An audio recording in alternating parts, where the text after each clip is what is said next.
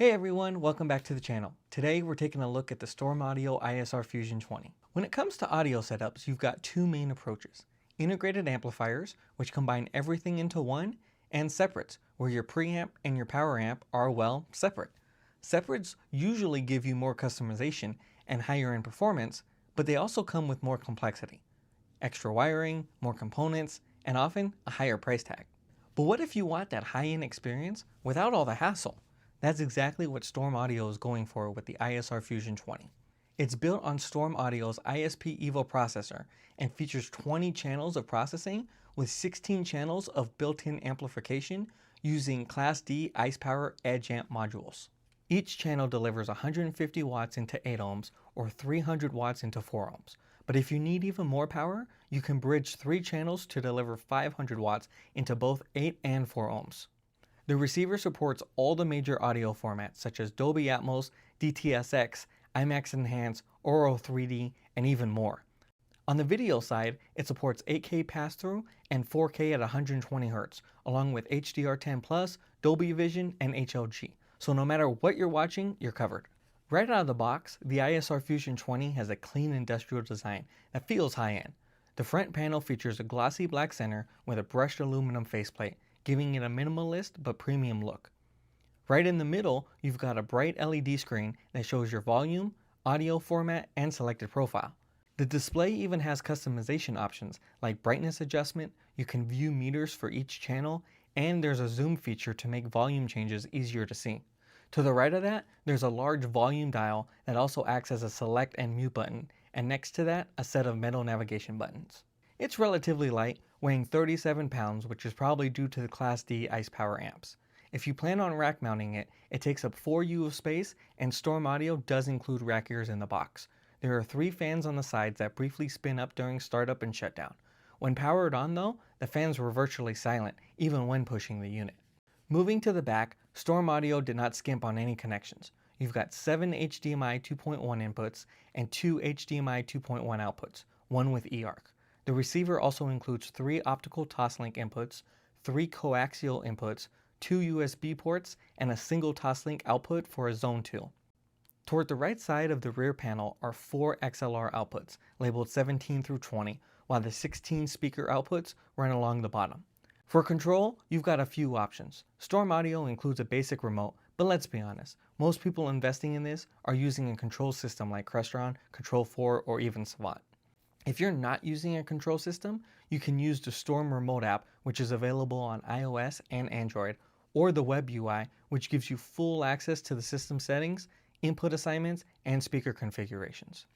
Setting up the ISR Fusion 20 is straightforward, but highly customizable. When you first power it on and access the web UI, you'll be given 2 setup options, a basic setup or an expert setup. The basic setup walks you through everything step by step, perfect for anyone who just wants to get up and running quickly. Expert setup, on the other hand, gives you full control over all system parameters, making it ideal for enthusiasts and integrators. One thing to note, StormAudio's speaker configuration layout is slightly different from RP22 standards. It categorizes channels into base layers, subwoofers, height speakers, and top speakers. So for example, in my setup, I'm running a 7.2.4 Martin Logan system. Normally, this would be labeled 7.2.4, but in the StormAudio GUI, it displays it as 7.2.0.4 since I'm using top speakers instead of height speakers. Not a huge deal, but something worth noting. The ISR Fusion 20 features 3 levels of Dirac Live tuning. The first one, Dirac Live Room Correction, which is a basic frequency response tuning.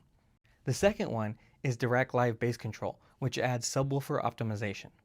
The third one is Dirac Live Active Room Treatment, also known as ART. This is the most advanced option, using multiple speakers to actively cancel out room reflections. For this review, I used a mini DSP UMIC 1 to run full calibration, and I'll say this, Dirac ART made a massive difference. So when you go into StormAudio's UI, you'll see tabs on the left side for system, main speakers, settings, all of that. Under the Inputs tab, this is where you can customize inputs as well as triggers. Then you have your Main Speakers tab. This is where you can define speaker arrangement for your room and assign each speaker to the correct numbered output. The nice thing here is if you accidentally assign a speaker to the wrong output, you can fix it directly here in the UI without having to disconnect any cables from the back of the unit. If you click Edit Your Theater, this is where you can do most of the adjustments. You can also select the different profiles you have saved in the unit. As you can see here, I have a couple for art, a bass EQ, as well as regular Dirac Live room correction, and one for Dirac Live with bass control. If you hit this settings button, there's an option in the UI that allows you to tweak individual speaker settings and adjust the EQ if there's anything you're not satisfied with. This is where I used a mix between REW and Smart Suite to adjust my EQs before and after calibration. You also have the option to do it for each speaker with different EQs. Under the Settings tab, this is where you'll find settings for CEC control and also IMAX Enhanced. Since this receiver is IMAX Enhanced certified, StormAudio gives you the option to either follow the IMAX bass management specs or use your own custom bass settings. You can also set the front panel brightness from here and set time delays for trigger outputs. You can even change the active state of the trigger from 12 volts to 0 volts. You would do this if your integrator wired it backwards and you don't want to wait a couple of days for them to come back and fix it. On the bottom, this is where you can set your audio and video delay. From here is the presets tab, which you can see all my different presets. One for art, one for room correction, and one for bass control. Under the monitor tab, you can view live voltage readings for the power rails and even check all the diagnostics that the system ran during boot up, such as the fan power and amplifier rail performance. Last but definitely not least is the remote control section. This allows you to manage just about everything from changing sources and presets to adjusting the volume, triggers, and even upmixing audio. There's also quick adjustments for specific channels such as the center, surround, and LFE. On the left side, you'll also see an LFE dim button, which lowers bass by 10 dB.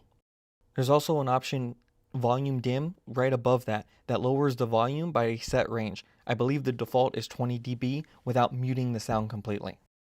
And that's the look of the StormAudio web UI.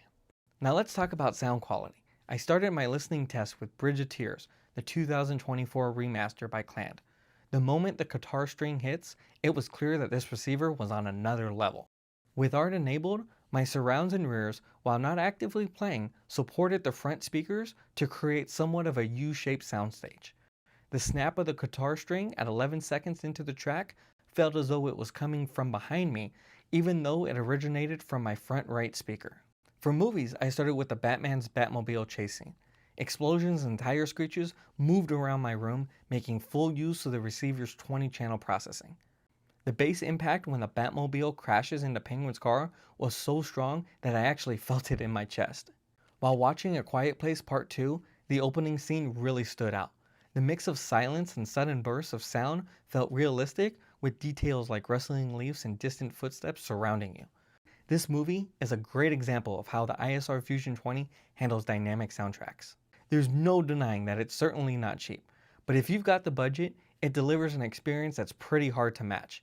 It feels more like a high-end separate system packed into a single unit and is capable of handling the most demanding setups. For these reasons, the StormAudio ISR Fusion 20 gets the highest recommendation I can give and earns an AVS Forum Top Choice for 2025. If you found this review helpful, don't forget to like and subscribe. Thanks for watching, and I'll see you in the next one.